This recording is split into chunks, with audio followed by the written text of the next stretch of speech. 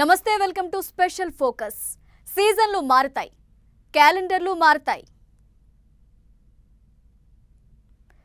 ప్రభుత్వాలు మారుతాయి, రేట్లు మారుతాయి. మారదినల్లా ఒక్కటే, అదే రైతు కష్టం. ఎప్పుడూ అతనికి వచ్చే నష్టం, ఇక లాభం ఎప్పుడో ఓసారి వచ్చే అదృష్టం. ఏం చేసినా గిట్టుబాటు ధర దక్కదు. ఎంత బాగా పండించినా మార్కెట్ అతన్ని పట్టించుకోదు. అతని కష్టాన్ని సొసైటీ వినదు. ఏళ్లు గడిచినా దశాబ్దాలు దాటినా రైతు తలరాత ఇంతేనా? జీవితకాలం రైతు నష్టపోతూనే ఉండాలా?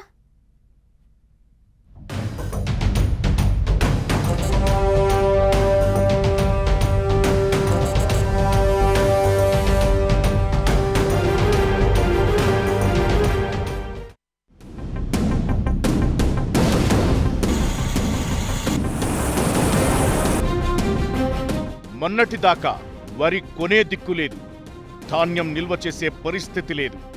ఇప్పుడేమో ఒక్క అకాల వర్షం మొత్తం పరిస్థితినే మార్చేసింది. రైతును నిండా ముంచేసింది. గుంటూరైనా, వరంగలైనా, ఖమ్మమైనా, కరీంనగర్ అయినా, శ్రీకాకుళమైనా, ఒంగోలైనా, ప్రాంతమేదైనా రైతు ఒక్కడే, అతని కష్టమొక్కటే, వచ్చే నష్టం ఒక్కటే. కల్లాల్లో ఎండబెట్టిన మిర్చి పంట ఇప్పుడు అకాల వర్షానికి తడిసి ముద్దయింది. ఒక్క రాత్రిలోనే కల్లాలపై రైతు పెట్టుకున్న కలలను చెదిరిపోయేలా చేసింది. ఈ కష్టం ఒక్క వర్షంతోనే వచ్చింది కాదు. ఉదయం లేచిన దగ్గర నుంచి రాత్రి పడుకునేదాకా రైతు జీవితమే కష్టాలమయం. అతని పరిస్థితి దైవాధీనం.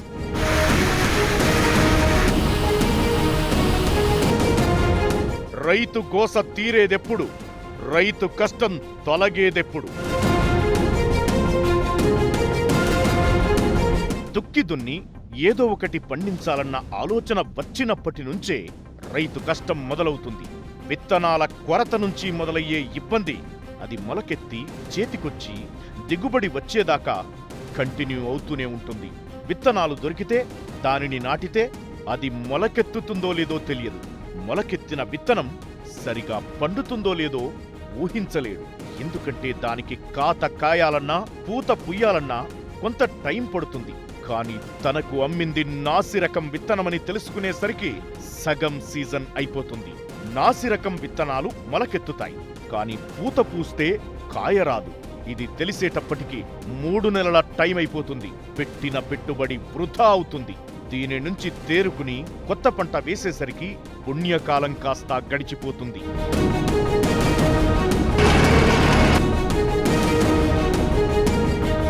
పోని విత్తనం బాగుండి అది మొలకెత్తి పంట పండితే ప్రకృతి విపత్తులు ముంచేస్తాయి.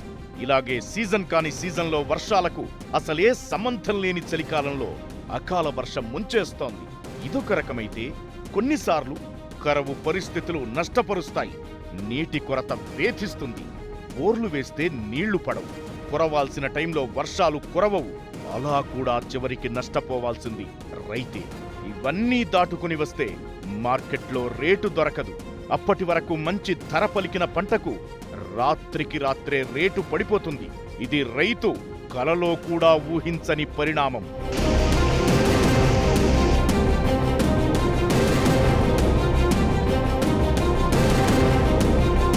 లేటెస్టుగా కురిసిన అకాల వర్షాలు మిర్చి రైతులను నిండా ముంచేశాయి.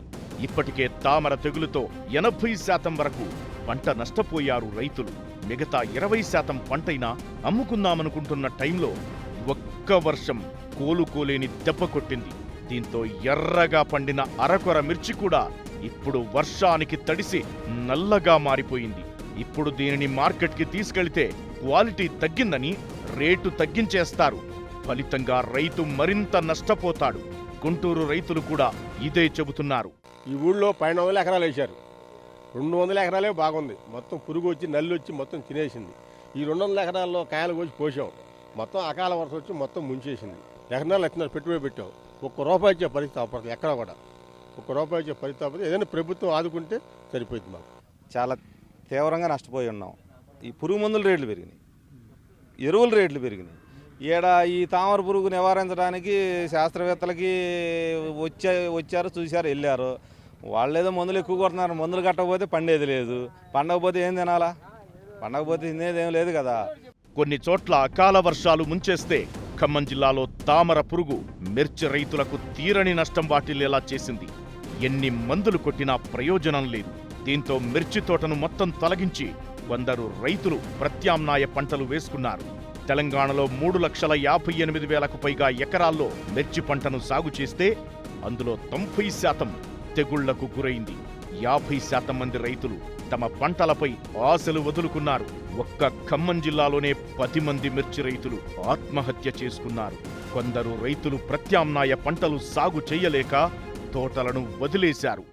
ఎప్పుడు లేదు, ఇంతకుముందు వైరస్ వచ్చి ముద్దలు వచ్చిపోయేది, 2 రోజులు చెట్టు చచ్చిపోయేది. ఈ సంవత్సరం చెట్టు చచ్చిపోతేనే ఏదో నల్లి పురుగు వచ్చి అంత అంగమంగం అయ్యి అంత ఖర్చుల పాలవుతుంది రైతులు బాధలు.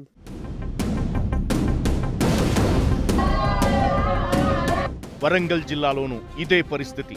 అకాల వర్షాలు పంటలను చిన్నాభిన్నం చేశాయి. మిర్చి, మొక్కజొన్న పంటలు చేతికి రాకుండా పోయాయి. పసుపు పంట కూడా దెబ్బతింది. ఎకరానికి వేలల్లో పెట్టుబడులు పెట్టిన రైతులు ఇప్పుడు పూర్తిగా నష్టపోయారు. పంట చేతికొచ్చే సమయంలో కురిసిన వడగళ్లవాన రైతు పెట్టుకున్న ఆశలన్నింటినీ తుడిచేసింది. దెబ్బతిన్న పంటలకు నష్టపరిహారం చెల్లించాలని నర్సంపేట ఎమ్మెల్యే పెద్ది సుదర్శన్ రెడ్డికి మొరపెట్టుకుంటున్నారు. వడగళ్ళు పడడం దురదృష్టకరం. సో నష్టం చాలా తీవ్రంగా ఉన్నది. ప్రత్యేక ప్యాకేజీ కోసం గౌరవ ముఖ్యమంత్రి కేసీఆర్ గారిని కలుస్తా, వ్యవసాయ శాఖ మంత్రి గారి దృష్టికి, అదేవిధంగా రాష్ట్ర వ్యవసాయ శాఖ అధికారుల దృష్టికి ఇప్పటికే తీసుకెళ్లడం జరిగింది.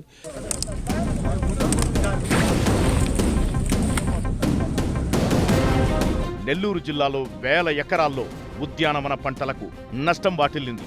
పెన్నా పరివాహక ప్రాంతాల్లో పెద్ద ఎత్తున పంటలు, నారుమళ్లు దెబ్బతిన్నాయి.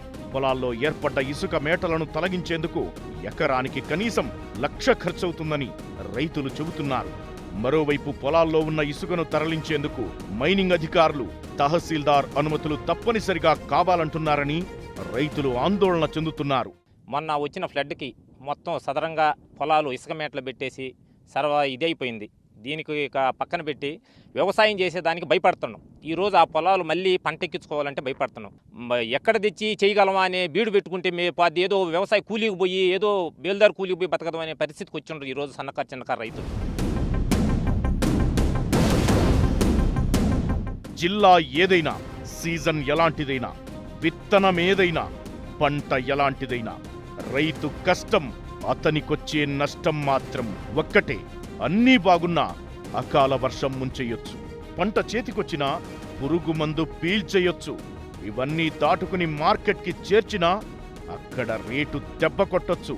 అప్పటికున్న పరిస్థితులే ఊహించని నష్టాన్ని చూపించొచ్చు.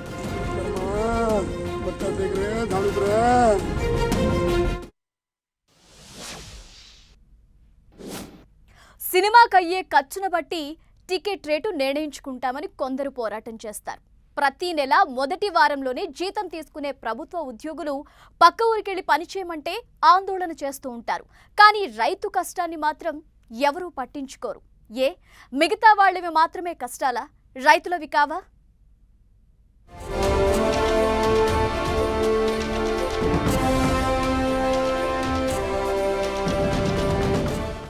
రైతు కష్టాలన్నీ సినిమా కష్టాలే. కానీ సినిమాల్లో చూపించే ఆ రైతు కష్టం నిజ జీవితంలో ఓ రైతు ఎదుర్కొన్న కష్టం నుంచి పుట్టుకొచ్చిందే. తెర మీద కనిపించే రైతు పాత్రల కష్టాలను చూస్తేనే కలుక్కుమంటుంది. అలాంటిది మన చుట్టూ ఉంటూ మనల్ని నడిపిస్తున్న రైతుల కష్టాలు మాత్రం ఎవరికీ పట్టవు. వాళ్ల కష్టాన్ని గుర్తించే వాళ్లే ఉండరు. రైతు కష్టమంటే సినిమా కోసమేనా? ఇప్పుడున్న పరిస్థితులను చూస్తుంటే ఇదే అనిపిస్తోంది, అదే కనిపిస్తోంది. 18 ఎకరాలకు కలిసి మామూలుగా ఎకరాకు 3 పుట్లు వేసుకున్నాయని 24 పుట్లు కావాలా. అట్టాడిది 12 పుట్లు అయినాయి. 12 పుట్లు అయినా పండినట్టు కానీ గిట్టుబాటు ధర లేదు. ఈ ఎరువులు విరిగిపోయినాయి, ఈ విరిగిపోయినాయి, కుళ్ళు విరిగిపోయినాయి, అన్నీ విరిగిపోయినాయి. ఈ సంవత్సరం ఈ కారుకు వచ్చేసి 2,80,000 నష్టం నాకు. ఈ సొసైటీలో రైతుకున్న విలువేంటో, రైతు డిమాండ్లను పట్టించుకోవడంలో ప్రభుత్వాలకు ఉన్న శ్రద్ధేంటో తాజాగా జరిగిన కొన్ని పరిణామాలతో ముడిపెట్టి చూస్తే ఇంకా చాలా బాగా అర్థమవుతుంది. కొన్ని సినిమాలు కోట్లు పెట్టి తీస్తారు. కొన్ని సినిమాలు బడ్జెట్లోనే పూర్తి చేస్తారు. బడ్జెట్తో సంబంధం లేకుండా అన్ని సినిమాలకు ఒకే టికెట్ రేటు నిర్ణయిస్తే మాత్రం గోల చేస్తారు. పెద్ద సినిమాలకు దానికైన ఖర్చును బట్టి సినిమా టికెట్ రేటు నిర్ణయించుకునే అధికారం కావాలంటారు. దానికోసం పోరాటాలు చేస్తారు.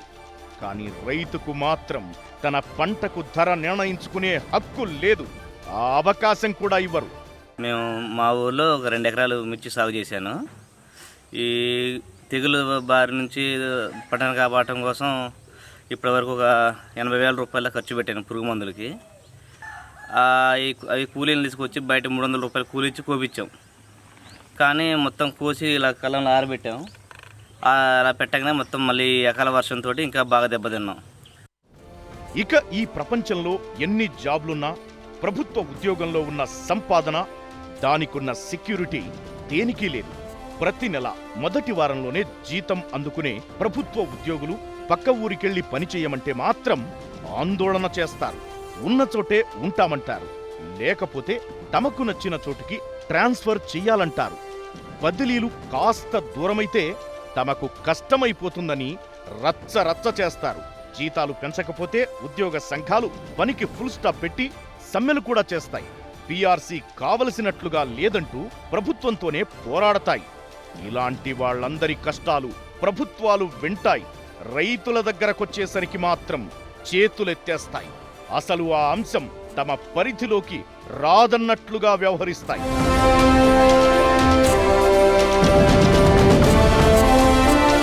ఒక రైతు పడే కష్టం గురించి తెలిస్తే రైతు ఎందుకు తన పంటకు గిట్టుబాటు ధర అడుగుతున్నాడో అర్థమవుతుంది. ఒక పంట ఒక్క రైతు మాత్రమే కష్టపడడు.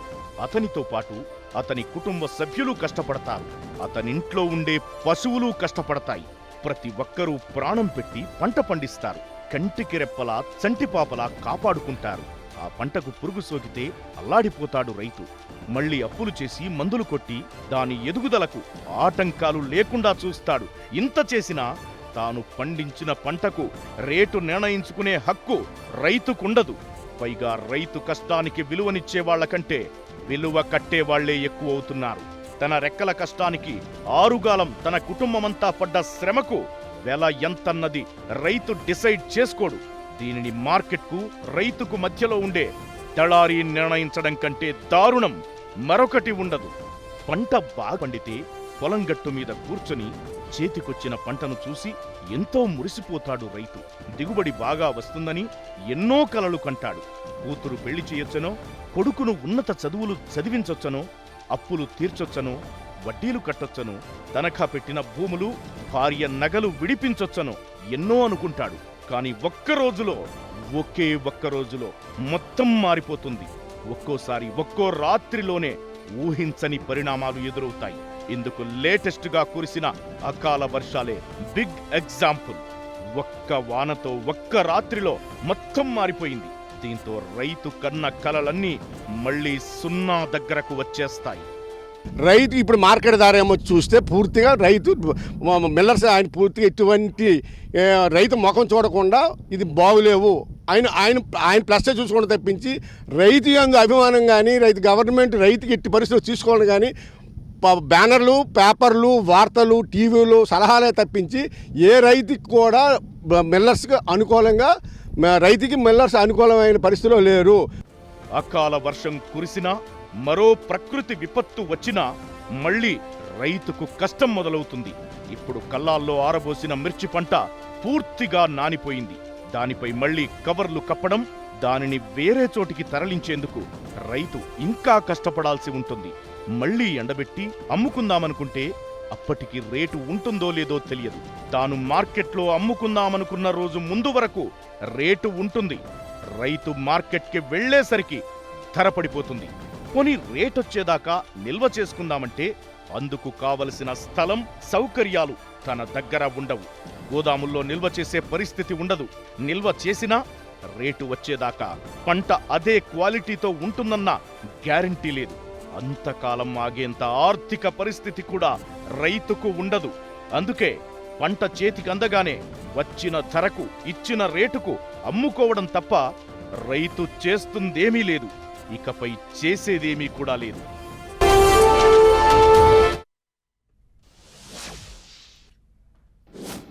అసలు ప్రభుత్వం దృష్టిలో రైతుల స్థానమేంటి? రైతు లేకపోతే మార్కెట్ లేదు. అలాంటి మార్కెట్ రైతు కష్టాన్ని అతని బతుకును డిసైడ్ చేస్తోంది. సింపుల్గా చెప్పాలంటే శాసిస్తోంది. అయినా ప్రభుత్వాలు పట్టించుకోవు, అసలే జోక్యం చేసుకోవు. ప్రభుత్వం దృష్టిలో రైతులకున్న స్థానం ఏంటి? ఎందుకు రైతంటే అంత చులకన? తన్నెవరు పట్టించుకున్నా పట్టించుకోకపోయినా రైతు మాత్రం వ్యవసాయాన్ని పట్టించుకుంటాడు. సమస్త మానవాళికి తన వంతు సాయం చేస్తూనే ఉంటాడు.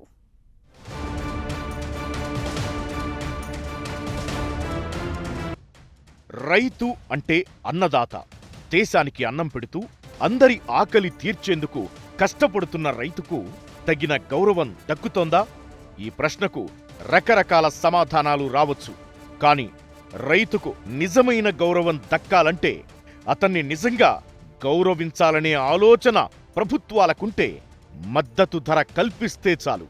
అంతకు మించిన గౌరవం రైతుకు మరొకటి లేదు. కానీ ప్రభుత్వాలు ఆ విషయాన్ని పట్టించుకోవు. గిట్టుబాటు ధర అనే మాటొస్తే చాలు దాన్ని మూలన పడేస్తాయి, రైతుని మరింత వెనక్కి నెట్టేస్తాయి.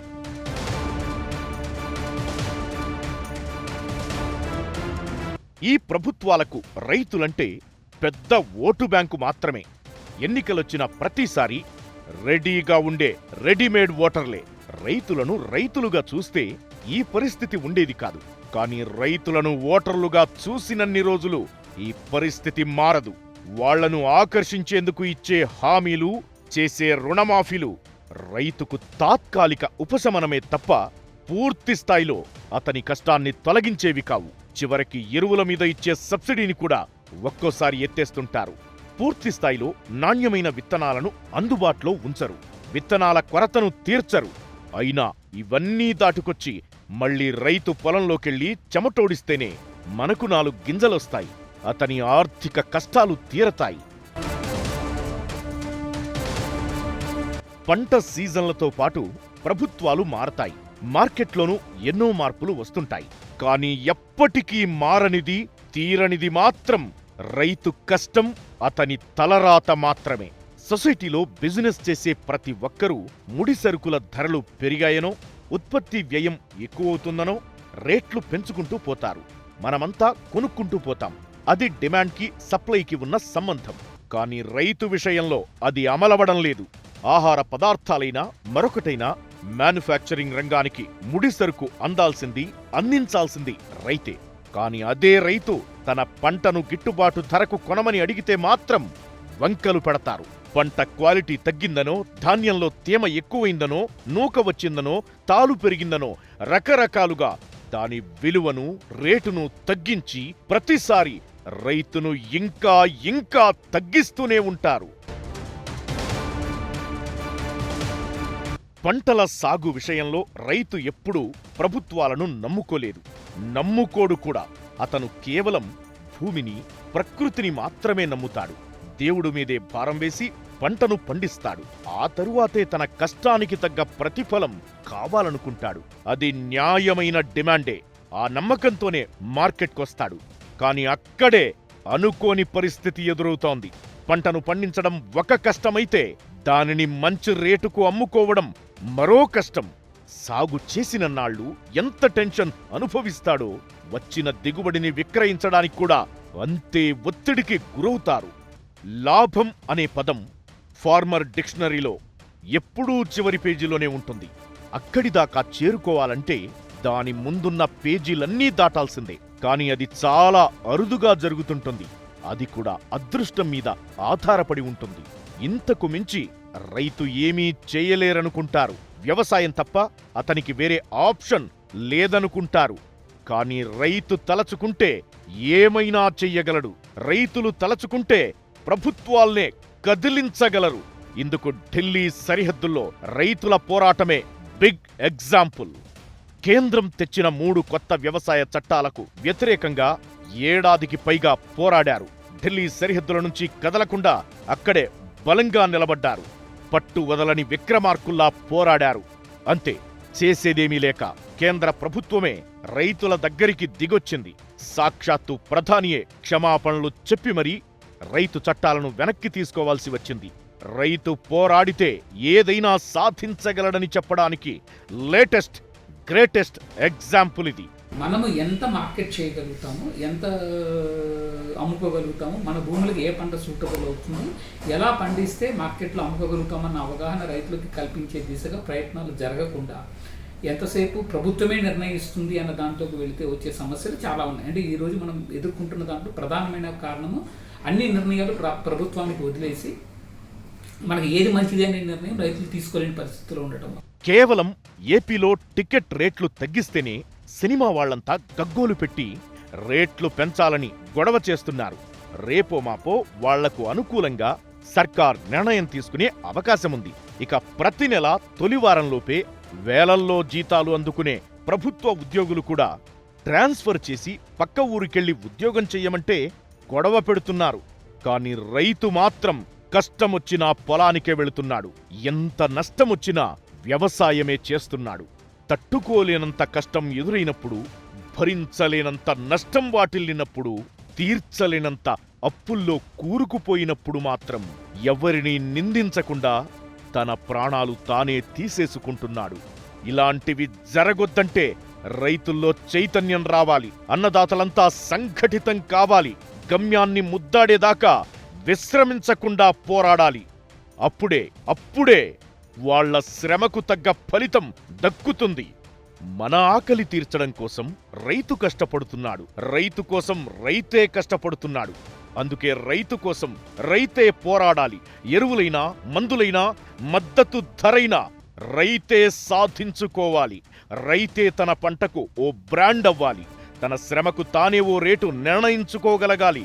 అప్పుడే రైతులు బాగుపడతారు. వ్యవసాయం ఇంకా బలపడుతుంది. అప్పుడే దేశం కూడా మీసం మెలేస్తుంది. ఎందుకంటే ఇక్కడ ఎవడి సినిమా వాడిదే, అందులో వాడే హీరో.